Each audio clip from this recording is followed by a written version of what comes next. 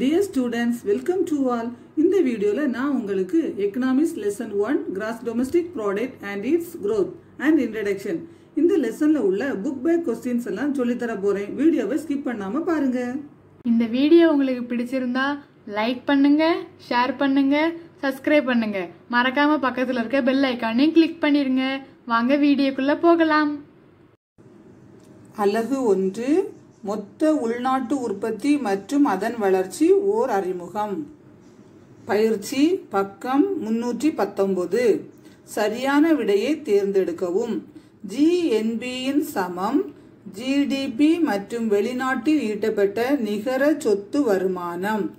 நாட்டு வருமானம் அளவிடப்படுவது பண்டங்கள் மற்றும் பணிகளின் மொத்த மதிப்பு. முதன்மை துறை இதனை உள்ளடக்கியது வேளாண்மை. மதிப்பு கூட்டு முறையில் ஒவ்வொரு இடைநிலை பண்டத்தின் மதிப்பை கூட்டும் போது இறுதி பண்டத்தின் மதிப்பை கணக்கிடலாம். GDPயில் எந்த துறை மூலம் அதிகமான வேலை வாய்ப்பு ஏற்படுகிறது? பணிகள் துறை. பணிகள் துறையில் நடப்பு விலையில் மொத்த மதிப்பு கூடுதல் 2018-19 92.26 லட்சம் கோடி என மதிப்பிடப்பட்டுள்ளது. வேளாண் பண்டங்களின் உற்பத்தியில் இந்தியா 2வது அதிகமான உற்பத்தியாளர் ஆகும். இந்தியாவில் பிறப்பின் போது எதிர்பார்க்கப்பட்ட ஆயுள் காலம் 65 ஆண்டுகள் ஆகும். கீழ்கண்டவற்றுள் எது வர்த்தக கொள்கை, இறக்குமதி மற்றும் ஏற்றுமதி கொள்கை? இந்திய பொருளாதாரம் என்பது வளர்ந்து வரும் பொருளாதாரம், தோன்றும் பொருளாதாரம், இணை பொருளாதாரம். அனைத்தும் சரி. 2 கோடிட்ட இடங்களை நிரப்புக. இந்தியாவில் வேளாண்மை துறை முதன்மை துறையாகும். தனிநபர் வருமானம் மக்களின் வாழ்க்கை தரத்தை உணர்த்தும் ஒரு கருவியாகும். 2ஆம் துறையை வேறு விதமாக தொழில்துறை என அழைக்கலாம். 3 பொருத்துக. மின்சாரம், எரிவாயு மற்றும் நீர் தொழில்துறை. விலை கொள்கை வேளாண்மை. GST பண்டம் மற்றும் பணிகள் மீதான வரி. தலா வருமானம் நாட்டு வருமானம் பை மக்கள் தொகை. C+G+X-M மொத்த உள்நாட்டு உற்பத்தி. கீழ்கண்ட வினாக்களுக்கு குறுகிய விடையளி. 1. நாட்டு வருமானம் வரையறு. பக்கம் 310. நாட்டு வருமானம் என்பது ஒரு நாட்டின் ஓர் ஆண்டில் உற்பத்தி செய்யப்பட்ட பண்டங்கள் மற்றும் பணிகளின் மொத்த மதிப்பாகும். மொத்த உள்நாட்டு உற்பத்தி என்றால் என்ன? பக்கம் 310. ஒரு ஆண்டில் நாட்டின் புவியியல் எல்லைக்குள் உற்பத்தி காரணிகளால் உற்பத்தி செய்யப்பட்ட வெளியீடுகளின் மொத்த மதிப்பே மொத்த உள்நாட்டு உற்பத்தி ஆகும். GDPயின் முக்கியத்துவத்தை எழுதுக. பக்கம் 312. மொத்த உள்நாட்டு உற்பத்தியின் முக்கியத்துவம் பொருளாதார வளர்ச்சி பற்றி ஆய்வு பற்றி அறிந்து கொள்ள பயன்படுகிறது. பணவீக்கம் மற்றும் பணவாட்டத்தின் சிக்கல்கள் பற்றி அறிய உதவுகிறது. உலகின் வளர்ந்த நாடுகளுடன் ஒப்பீடு செய்வதற்கு பயன்படுகிறது. வாங்கும் திறனை மதிப்பீடு செய்வதற்கு உதவுகிறது. பொதுத்துறை பற்றி அனைவருக்கும் தெரிந்து கொள்ள பயன்படுகின்றது. பொருளாதார திட்டமிட வழிகாட்டியாகவும் பயன்படுகிறது. தனிநபர் வருமானம் என்றால் என்ன? பக்கம் 311. தலா வருமானம் என்பது மக்களின் வாழ்க்கை தரத்தை உணர்த்தும் ஒரு கருவியாகும். நாட்டு வருமானத்தை மக்கள் தொகையில் வகுப்பதன் மூலம் தலா வருமானம் பெறப்படுகிறது. தலா வருமானம் என்பது நாட்டு வருமானம் பை மக்கள் தொகை. மதிப்பு கூட்டு முறையை எடுத்துக்காட்டுடன் வரையறு. பக்கம் 311, 312. பொருளாதார வளர்ச்சி பற்றி ஆய்வு பற்றி அறிந்து கொள்ள பயன்படுகிறது. பணவீக்கம் மற்றும் பணமாட்டத்தின் சிக்கல்கள் பற்றி அறிய உதவுகிறது. உலகின் வளர்ந்த நாடுகளுடன் ஒப்பீடு செய்வதற்கு பயன்படுகிறது. வாங்கும் திறனை மதிப்பீடு செய்வதற்கு உதவுகிறது. பொதுத்துறை பற்றி அனைவரும் தெரிந்து கொள்ள பயன்படுகிறது. இந்தியாவின் பொருளாதார கொள்கைகளின் பெயர்களை எழுதுக. பக்கம் 317, 318. வேளாண்மை கொள்கை, தொழில்துறை கொள்கை, புதிய பொருளாதார கொள்கை. இனி ஒரு 3 கொள்கைகள் நீங்க எழுதணும். சர்வதேச வர்த்தக கொள்கை, வேலைவாய்ப்பு கொள்கை, கூலி கொள்கை. சர்வதேச வர்த்தக கொள்கை, வேலைவாய்ப்பு கொள்கை, கூலி கொள்கை. சிறுகுறிப்பு வரைக. மொத்த தேசிய மகிழ்ச்சி மனித மேம்பாட்டு குறியீடு பக்கம் 320. பக்கம் 320ல் கொஞ்சம் இடம் கிடக்கலாமா, அந்த இடத்துல எழுதிடுங்க. இந்த கொஸ்டினுக்கு ஆன்சர் வந்து நம்ம எழுத தான் செய்யணும். மொத்த தேசிய மகிழ்ச்சி என்பது ஒரு மக்கள் தொகை கூட்டு மகிழ்ச்சி மற்றும் நல்வாழ்வை அளவிட பயன்படும் குறியீட்டை உள்ளடக்கியது. அடுத்தது ரெண்டாவது உள்ளதுக்கு பிறப்பின் போது வாழ்நாள் எதிர்பார்ப்பு, வயது வந்தோரின் கல்வி அறிவு மற்றும் வாழ்க்கை தரம் போன்ற செயல்பாடுகள் கணக்கிடப்படுகிறது. கீழ்கண்ட வினாக்களுக்கு விரிவாக விடையளி. நாட்டு வருமானத்தை கணக்கிடுவதற்கு தொடர்புடைய பல்வேறு கருத்துக்களை விவரி. பக்கம் 310, 311. நாட்டு வருமானத்தை அளவிட தொடர்புடைய பல்வேறு கருத்துக்கள். மொத்த நாட்டு உற்பத்தி. மொத்த நாட்டு உற்பத்தி என்பது அந்த நாட்டு மக்களால் ஒரு வருடத்தில் உற்பத்தி செய்யப்பட்ட வெளியீடுகளின் மதிப்பை குறிக்கும். வெளிநாட்டு முதலீடு மூலம் ஈட்டிய லாபமும் இதில் அடங்கும். மொத்த உள்நாட்டு உற்பத்தி ஒரு ஆண்டில் நாட்டில் புவியியல் எல்லைக்குள் ஒரு உற்பத்தி காரணிகளால் உற்பத்தி செய்யப்பட்ட வெளியீட்டுகளின் மொத்த மதிப்பே மொத்த உள்நாட்டு உற்பத்தி ஆகும். நிகர நாட்டு உற்பத்தி வெளிநாட்டு உற்பத்தியிலிருந்து மூலதன தேய்மானத்தின் மதிப்பை நீக்கிய பின் கிடைக்கும் பண மதிப்பு நிகர நாட்டு உற்பத்தி ஆகும். நிகர நாட்டு உற்பத்தி என்பது மொத்த நாட்டு உற்பத்தி மைனஸ் தேய்மானம். உள்நாட்டு உற்பத்தி நிகர நாட்டு உள்நாட்டு உற்பத்தி என்பது மொத்த உள்நாட்டு உற்பத்தியின் ஒரு பகுதியாகும். மொத்த உள்நாட்டு உற்பத்தியிலிருந்து தேய்மானத்தை கழித்து பின் கிடைப்பது நிகர உள்நாட்டு உற்பத்தி ஆகும். நிகர உள்நாட்டு உற்பத்தி என்பது மொத்த உள்நாட்டு உற்பத்தி கழித்தல் தேய்மானம். தலா வருமானம். தலா வருமானம் என்பது மக்களின் வாழ்க்கை தரத்தை உணர்த்தும் ஒரு கருவியாகும். நாட்டு வருமானத்தை மக்கள் தொகையில் வகுப்பதன் மூலம் தலா வருமானம் பெறப்படுகிறது. தலா வருமானம் என்பது நாட்டு வருமானம் பை மக்கள் தொகை. தனிப்பட்ட வருமானம் நேர்முக வரி விதிப்புக்கு பின் தனிநபர்கள் மற்றும் ஒரு நாட்டின் குடும்பங்களின் மூலம் அனைத்து ஆதாரங்களிலிருந்தும் பெறப்படுகின்ற மொத்த பண வருமானத்தை தனிப்பட்ட வருமானம் எனலாம். செலவிட தகுதியான வருமானம் தனிநபர்கள் மற்றும் குடும்பங்களின் உண்மையான வருமானத்தில் நுகர்வுக்கு செலவிடப்படுகின்ற வருமானத்தை செலவிட தகுதியான வருமானம் என அழைக்கப்படுகிறது. இதனை இவ்வாறு அழைக்கலாம். டிபிஐ தனிப்பட்ட வருமானம் கழித்தல் நேர்முக வரி. ஜிடிபியை கணக்கிடும் முறைகள் யாவை, அவைகளை விவரி. பக்கம் 311, 312. மொத்த உள்நாட்டு உற்பத்தியில் கணக்கீட்டு முறைகள். செலவின முறை. இந்த முறையில் மொத்த உள்நாட்டு உற்பத்தி என்பது ஒரு குறிப்பிட்ட காலத்தில் ஒரு நாட்டில் உற்பத்தி செய்த அனைத்து இறுதி பண்ட பணிகளுக்கு மேற்கொள்ளும் செலவுகளின் கூட்டுத்தொகையே ஆகும்.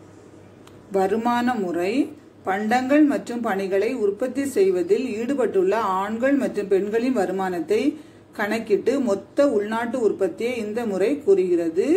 வருமான முறையில் ஜிடிபியை கணக்கிடும் போது வருமானம் என்பது கூலி கூட்டல் வாரம் கூட்டல் வட்டி கூட்டல் லாபம். இடைநிலை பண்டங்களின் மதிப்பை சேர்க்கும் பொழுது பொருளாதாரத்தில் உற்பத்தி செய்யப்பட்ட இறுதி பண்டங்களின் மொத்த மதிப்பு கிடைக்கிறது. மதிப்பு கூட்டு முறை என்பது டீ தூள் கூட்டல் பால் கூட்டல் சர்க்கரை = தேநீர். இறுதி பண்டங்களின் மொத்த மதிப்பு என்பது இறுதி பண்டத்தின் மொத்த மதிப்பு ஆகும். இந்தியாவில் ஜிடிபியின் பல்வேறு துறைகளின் பங்கினை விவரி. இந்த கேள்வி இந்த பாடத்தில் கொஞ்சம் முக்கியமான ஒரு கொஸ்டின். அதனால இந்த கொஸ்டினை நீங்கள் படிக்கும்போது கொஞ்சம் நல்ல தரவாக படிச்சுடுங்க. முதன்மை துறை வேளாண் துறை. வேளாண்மை துறையை முதன்மை துறை எனவும் அழைக்கலாம். இதில் வேளாண் சார்ந்த நடவடிக்கைகள் மற்றும் விவசாய நடவடிக்கைகள் அடங்கும். எடுத்துக்காட்டாக கால்நடை பண்ணைகள், மீன்பிடித்தல், சுரங்கங்கள், காடுகள் வளர்த்தல், நிலக்கரி போன்ற மூலப்பொருட்களை உற்பத்தி செய்தல். இரண்டாம் துறை அதாவது தொழில்துறை. தொழில்துறையை இரண்டாம் துறை எனவும் அழைக்கலாம். மூலப்பொருட்களை மாற்றி அமைப்பதன் மூலம் பண்டங்கள் மற்றும் பணிகள் உற்பத்தி செய்யப்படுகின்றன. எடுத்துக்காட்டு இரும்பு மற்றும் எஃகு தொழிற்சாலை, ஜவுளி தொழில், சணல், சர்க்கரை, சிமெண்ட், காகிதம், பெட்ரோலியம், ஆட்டோமொபைல்ஸ் மற்றும் பிற சிறு தொழில்கள் ஆகும். மூன்றாம் துறை பணிகள் துறையை மூன்றாம் துறை எனவும் அழைக்கலாம். அவை அரசு, அறிவியல், ஆராய்ச்சி, போக்குவரத்து, வர்த்தகம், தபால் மற்றும் தந்தி, வங்கி, கல்வி, பொழுதுபோக்கு, சுகாதாரம் மற்றும் தகவல் தொழில்நுட்பம் போன்றவைகளாகும். 20ஆம் நூற்றாண்டில் பொருளாதார நிபுணர்கள் பாரம்பரிய 3ஆம் நிலை பணிகளை 4ஆம் நிலை மற்றும் 5ஆம் நிலை பணிகள் துறையிலிருந்து வேறுபடுத்திட முடியும் என்றனர். பொருளாதார வளர்ச்சிக்கும் முன்னேற்றத்திற்கும் இடையே உள்ள ஏதேனும் 5 வேறுபாடுகளை குறிப்பிடுக. பக்கம் 315. பொருளாதார வளர்ச்சி மனிதனின் பொருள்சார் தேவைக்கு மட்டும் கவனம் செலுத்துகிறது. மொத்த உள்நாட்டு உற்பத்தி, மொத்த தேசிய உற்பத்தி ஆகிய இரண்டும் பொருளாதார வளர்ச்சியை கணக்கிடும் முக்கிய அளவுகோல். மேலும் ஒரு பொருளாதாரத்தின் உண்மையான அளவை கணக்கிட இது உதவுகிறது. பொருளாதார முன்னேற்றம். ஒரு பொருளாதாரத்தின் பரந்த முறையில் தெளிவான உருவத்தை பொருளாதார முன்னேற்றம் காண்பிக்கிறது. உற்பத்தி நிலையை அல்லது பொருளாதாரத்தின் வெளியீட்டை அதிகப்படுத்துவது, மக்களின் வாழ்க்கை தரத்தை முன்னேற்றுவது ஆகியவை இதில் அடங்கும். இது உற்பத்தி அளவு அதிகரிப்பதை மட்டுமல்லாமல் சமூக பொருளாதார காரணிகளுக்கு அதிக முக்கியத்துவம் கொடுத்துள்ளது. தொழில்நுட்ப மேம்பாடு, தொழிலாளர் சீர்திருத்தம், வாழ்க்கை தரத்தை அதிகப்படுத்துவது, பொருளாதார அமைப்புகளில் மாற்றத்தை ஏற்படுத்துவது ஆகிய தரமான அளவுகளை அளப்பதே பொருளாதார முன்னேற்றம் ஆகும். கீழ்காணும் பொருளாதார கொள்கைகளை விவரி. வேளாண் கொள்கை, தொழில் கொள்கை, புதிய பொருளாதார கொள்கை. பக்கம் 317, 318. வேளாண்மை கொள்கை. உள்நாட்டு வேளாண்மை மற்றும் வெளிநாட்டு வேளாண்மை, இறக்குமதி பொருட்கள் பற்றிய அரசின் முடிவுகளையும் நடவடிக்கைகளையும் பற்றியது வேளாண் கொள்கையாகும். சில பரவலான கருப்பொருட்கள் இடர் மேலாண்மை மற்றும் சரி செய்தல், பொருளாதார நிலைத்தன்மை, இயற்கை வளங்கள், சுற்றுச்சூழல் நிலைத்தன்மையின் ஆராய்ச்சி மற்றும் மேம்பாடு, உள்நாட்டு பொருட்களுக்கான சந்தை அணுகல் ஆகியவை வேளாண் கொள்கையில் அடங்கும். சில வேளாண் கொள்கைகள் விலை கொள்கை, நில சீர்திருத்த கொள்கை, பசுமை புரட்சி, பாசன கொள்கை, உணவு கொள்கை, விவசாய தொழிலாளர் கொள்கை மற்றும் கூட்டுறவு கொள்கை போன்றவைகள் ஆகும். தொழில்துறை கொள்கை. தொழில்துறை முன்னேற்றம் எந்த ஒரு பொருளாதாரத்திற்கும் முக்கியமான அம்சமாகும். இது வேலை வாய்ப்பை உருவாக்குகிறது, ஆராய்ச்சி மற்றும் மேம்பாட்டை ஊக்குவிக்கிறது. இதனால் நவீன மயமாக்குதலுக்கு வழிவகுக்கப்பட்டு இறுதியில் பொருளாதாரம் தன்னிறைவு அடைகிறது. உண்மையில் தொழில் வளத்துறை வளர்ச்சி, விவசாயத்துறை வளர்ச்சி மற்றும் பணிகள் துறை போன்ற துறைகளை ஊக்குவிக்கிறது. இது பொருளாதார வர்த்தக வளர்ச்சிக்கு முக்கிய பங்கு வகிக்கிறது. 1948 இருந்து பல தொழில்துறைகள் கொள்கைகளை பெரிய அளவிலான தொழிற்சாலைகளுக்காக ஏற்படுத்தப்பட்டது.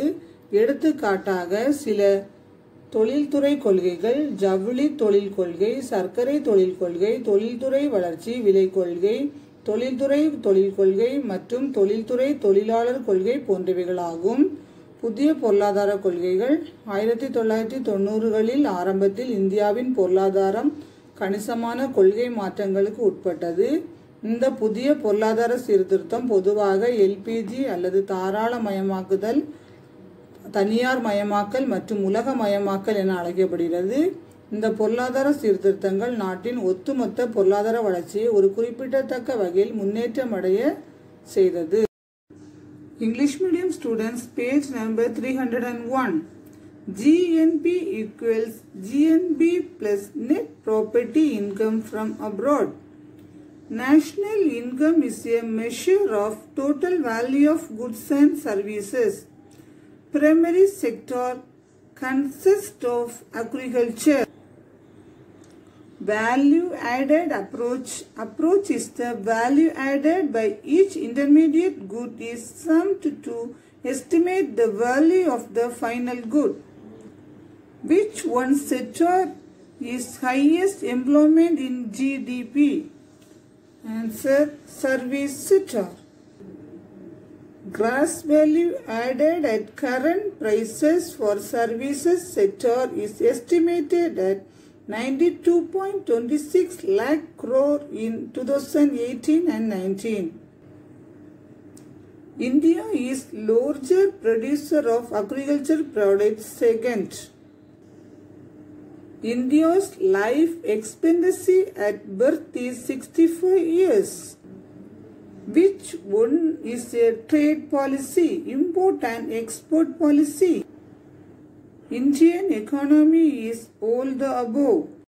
Fill in the blanks. Agricultural is the primary sector in India. GDP is the indicator of health of a country's economy. Secondary sector, otherwise called as industrial sector. Match the following: electricity and gas and water, industry sector. Price policy, agriculture, GST, tax and goods and service.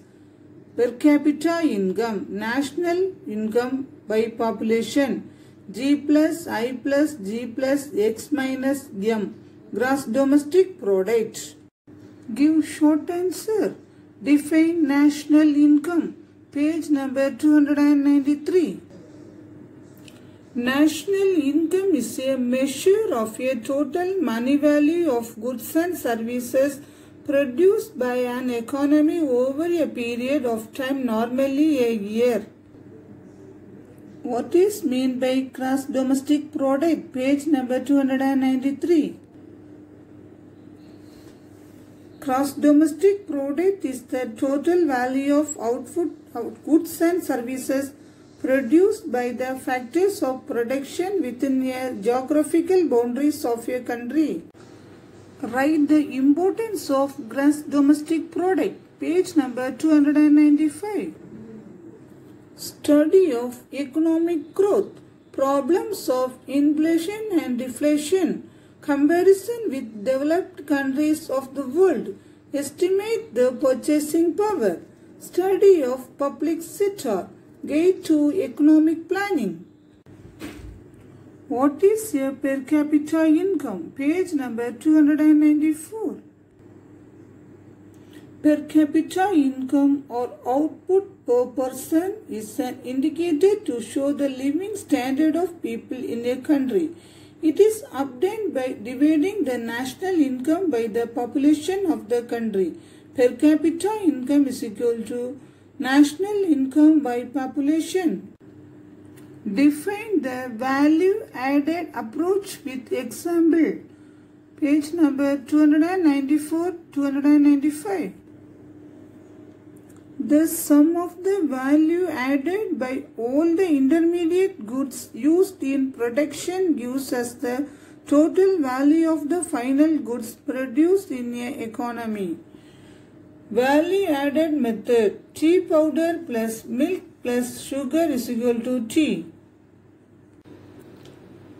Write the name of the economic policies in India. Page number 299-300. Agriculture policy, industrial policy, new economic policy, population policy, employment policy, and wage policy. Write a short note on national happiness, human development. GNH, it is the collective happiness and well-being of a population. HDI is a tool to measure the real development in an economy. Write in detail answer. Briefly explain various terms associated with measuring of national income. Page number 293-294. Gross national product is the total value of goods and services produced and income received in a year by domestic residents of a country. It includes profits earned from capital invested abroad. Gross domestic product is the total value of output and goods and services produced by the factors of production within the geographical boundaries of the country. Net national product is arrived by making some adjustment with regard to depreciation. Net domestic product is obtained from the gross domestic product by deducting the quantum of their and wear expenses. Per capita income or output per person is an indicator to show the living standard of people in a country. It is obtained by dividing the national income by the population of the country. Personal income is the total money income received by individuals and households of the country from all possible sources from direct taxes. Disposable income means actual income which can be spent the consumption and individuals and families. What are the methods of calculating gross domestic product and explain it? Page number 294-295. Expenditure approach. In this method, the GDP is measured by adding the expenditure on all the final goods and services. The income approach. This method looks at GDP from the perspective of the earnings of the men and women who are involved in producing the goods and services. The sum of the value added by all the intermediate goods used in production gives us the total value of final goods produced in an economy. Value added method. Tea powder plus milk plus sugar is equal to tea. Write about the composition of GDP in India. Page number 295-96. Primary sector. Agricultural sector. Agricultural sector is known as primary sector, in which agricultural operations are undertaken. Agricultural based allied activities, production of raw materials such as cattle farm, fishing, mining, forestry, corn, coal are also undertaken. Secondary sector or industrial sector. Industrial sector is secondary sectors which is goods and commodities are produced by transforming the raw materials. Important industries are iron and steel industry, cotton, textiles, jute, sugar, cement, paper, petrochemical, automobile and other small scale industries. Dietary sector is known as service sector. It includes government, scientific research, transport, communication, trade, postal and telegraph, banking, education, entertainment, healthcare and information technology, etc. Write any 5 differences between the growth and development. Page number 297 and 298. It is the quantitative measure which considers the rise in the output produced in an economy or nation in a particular period in its monetary value. Economic development projects a broader picture on an economy which takes into the account an increase in production level or output of an economy along with the improvement in the living standard of its citizens. It focuses more on socio-economic factors rather than the just quantitative increase the production. Explain the following the economic policies. Page number 299-300. Agriculture policy. Agricultural policy is the set of government decisions and actions relating to domestic agriculture and imports of foreign agricultural products.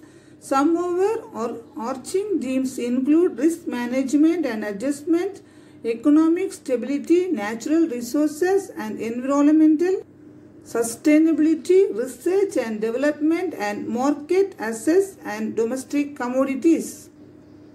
Industrial policy. Industrial development is a very important aspect of any economy. It creates employment, promotes research and development, leads to modernization and ultimately makes the economy self-sufficient. In fact, industrial development even boosts other sectors of the economy like the agricultural sector and the service sector. It is also closely related to the development of trade. Several industrial policies have been enacted. Since 1948, industrial policy on large-scale industries, example textiles industry policy, sugar industry policy, price policy and industrial growth, small-scale industrial policy and industrial labor policy. new economic policy. The economy of India had undergone policy in the beginning of the 1990s. This new model of economic reform is commonly known as the LPG, known as liberalization, privatization and globalization.